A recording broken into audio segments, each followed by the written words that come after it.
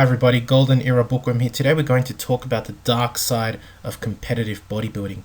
Having read Muscle, Confessions of an Unlikely Bodybuilder by Samuel Wilson Fussell, to be honest, I was really shocked and disturbed by these stories that I read in this book.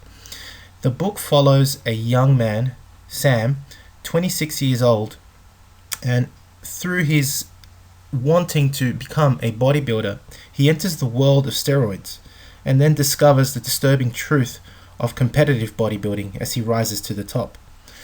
As I mentioned earlier, the stories found within are dangerous, shocking, and sometimes quite disgusting, to be honest. And it really begs the question, how healthy is competitive bodybuilding? Is it really the honest depiction of health, vitality, and vigor as the magazines and websites make us believe in their glossy covers, their photos and stories? I really don't think so. You have to read this book to understand what I mean. Now, Sam is a young man living in New York City in the mid-1980s when it is just absolutely crime-ridden, and so he's living in a lot of fear. And one day he enters a bookstore and finds the answer to his problem: bodybuilding. After stumbling across Arnold's book, Arnold, the Education of a Bodybuilder, he basically becomes obsessed with the idea of developing a suit of armor, one would say, of muscle, believing that this massive body which he can create using bodybuilding will protect him. And he also becomes obsessed with the success that Arnold subsequently enjoyed from bodybuilding. Sam joins his local YMCA on his quest to become a massive bodybuilder, training twice a day, in total 4 hours a day, 2 hours in the morning and 2 hours in the afternoon, on a 3-day one-off split. And as he begins to train, you can start seeing the signs of bigorexia. I mean, this guy's eating all the time, taking every supplement under the sun.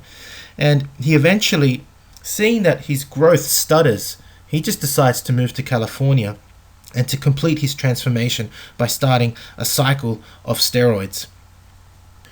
So the steroid cycle he actually goes for 8 weeks and includes 2 cc's of Deca, 1 cc of testosterone, taken as an injection twice a week. And daily he takes 4 Anavar pills in the morning and 4 at night. As I said, he follows this for 8 weeks and it ends up costing him about 1 month's worth of rent. I mean, that's just on steroids alone. And I mean, I talked to many of my friends in the gym, and some of them who are on steroids. I mean, these guys spend so much money on steroids alone, not including the food. It's just incredible, the kind of life that they lead. I don't understand it. His transformation naturally is pretty incredible. He gains 60 pounds over 2 years, goes from 170 pounds to 230 pounds. That's an enormous achievement. He has 17-inch arms, neck and calves, a 48-inch chest and 26-inch thighs. That's pretty respectable. But with steroids, as when he moves to California, he gains a further 30 pounds only. And although his strength goes up and his size goes up, the question is it really worth it? I mean, I don't necessarily think it's worth it, but these guys obviously do whatever it takes to get to the top. It's just insane. Now, the reason I call this insane is because all the steroids he has to use, and even his friends that tell him, you've got to change your combination of cycle of the drugs that you use in each cycle, otherwise your body becomes immune to the drugs that you're using. I mean, I think this is crazy. The fact that you have to trust black market drugs and put a whole concoction of them without really knowing the side effects I think it's just insanity, mate. I mean, I don't understand it.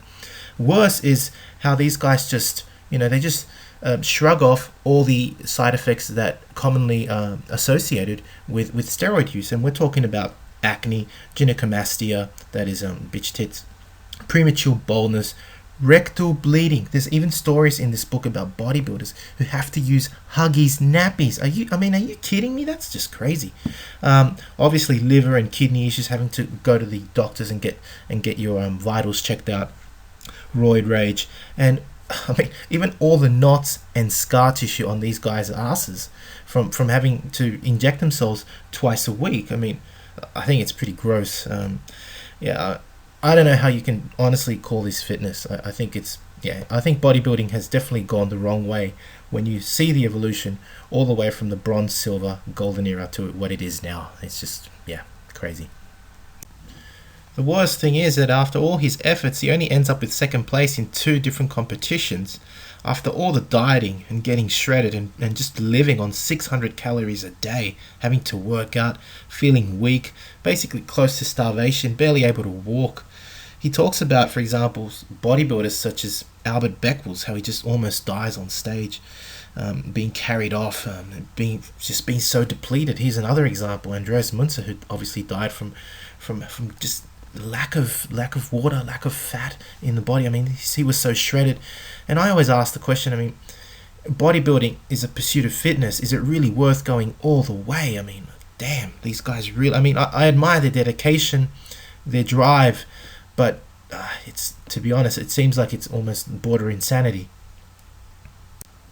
So although this book is very entertaining, it does offer a very disturbing look into the world of competitive bodybuilding. I highly recommend it as a read. To me, it confirms the dangers of competition in bodybuilding, the drugs, the extreme dieting, and I just don't think it's worth it. I always say do it for health. If you look at the golden era, for example, back then, I don't want to sound like I'm being a hypocrite, but I know back then, for example, the drugs were administered by doctors under doctor's supervision, and they were cleaner, not from the black market. And even if you look further back in the silver and bronze era, I mean, these guys just did it for health, and I think that's what it should be. I mean, that's what I try and promote anyway. I just think that nowadays it's so ironic that competitive bodybuilding is depicted, as I said earlier, as such a healthy thing. It's like it's something to strive for. I don't think it's necessarily something to strive for. If you have the drive to do it, you know, kudos to you, but I think it is a very dangerous thing to do, especially seeing that the extremes that the athletes have to go through nowadays simply to please the judges. The judges are looking for freakier and more shredded bodybuilders every single day, and we are seeing the consequences of this. Bodybuilders falling and collapsing on stage, or worse, dying. Bodybuilding used to be about strength, about health and vitality, and it definitely has gone, I think, the wrong way. This book, as I said, it reveals all. I highly recommend it as a read. If you've enjoyed this video, please give it a thumbs up. Subscribe if you haven't to the Golden Era Bookworm, and leave me your comments. Thank you for watching. Bye for now.